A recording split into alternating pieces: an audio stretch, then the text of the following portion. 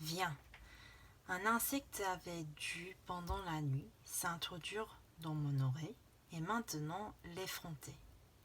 Il me gratouillait le tympan. Il me fallait sévir. Je sortis à regret de mon rêve.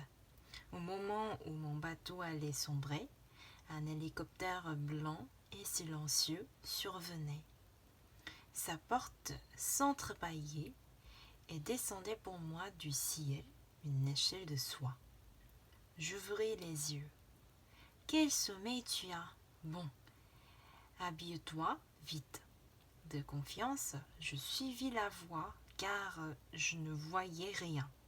Monsieur Henri ne l'apparut que dehors et encore faible, comme une ombre. Pour me sauver, il s'était camouflé en garçon de café, costume noir, et avait négocié avec la lune pour qu'elle aille éclairer ailleurs. À la porte de sécherie, assis sur sa chaise habituelle, le concierge gardien dormait. Un sourire à l'un des coins de ses lèvres, un cigare pendouillant à l'autre. En passant, Monsieur Henri lui tapota son chapeau. Je lui ai fredonné une île au soleil. Personne ne résiste à ma berceuse. Demain matin, Nécrole piquera sa colère. Dans la pirogue du retour, une fois éloignés des dangers, nous avons trinqué. Du rhum, encore du rhum, à ce sinistre Nécrole. Et puis danser, au risque 1000 fois de nous renverser. Et puis chanter et rechanter la versus de ma liberté. Ce n'est qu'une île au grand soleil, un îlot parmi tant d'autres pareils, où mes parents ont vu le jour, où mes enfants naîtront à leur tour.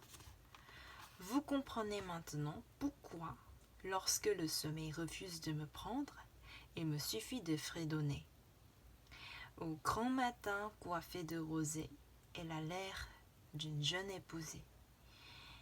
Je la regarde et mon fardeau semble aussitôt léger sur mon dos. J'ai juste le temps de me rappeler la confidence de Monsieur Henri, ses difficultés pour trouver une rime à rosée, sa joie quand lui vint l'image d'une épousée.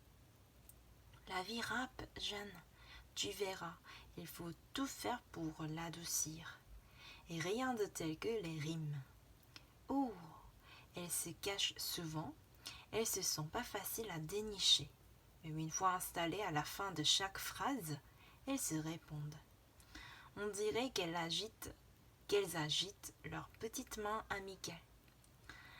Elles te font signe et elles te versent. Je crois que je ne pourrais plus vivre sans mes rimes. Thomas m'attendait sur la plage, à côté du neveu, décidément de plus en plus sublime. Je croyais qu'un bon frère, il se jetterait à l'eau dès que j'apparaîtrais pour me serrer contre lui. Et dans ses yeux, je devinerais ce qu'il voudrait me dire. Oh ma sœur, je suis super. Tu m'as tant manqué. Ils ne t'ont pas maltraité au moins, autrement je l'ai juré, je te le jure. Hélas, mon frère demeura mon frère. Un bref coup d'œil agacé. C'est à cette heure-là que tu arrives. Sans plus s'occuper de sa sœur rescapée, il gratta sa guitare. Souvent, je repense à Madame Jargonneuse, à ces jours de malheur passés en sa compagnie. Aucun désir de revanche ne me prend, aucune vague de colère, plutôt de la tristesse. J'aimerais avoir un courage, une générosité que je n'aurais pas. Braver les hélicos noirs et revenir la sauver de sa maladie, une maladie qui la ronge plus cruellement que le cancer et l'empêche de vivre. Les médecins n'ont pas leur pareil pour baptiser de manière incompréhensibles les maladies qu'ils découvrent. Moi, je n'ai pas ce talent, ni leur sens du mystère. La maladie que j'ai découverte en elle, je l'appellerai simplement la peur panique du plaisir des mots.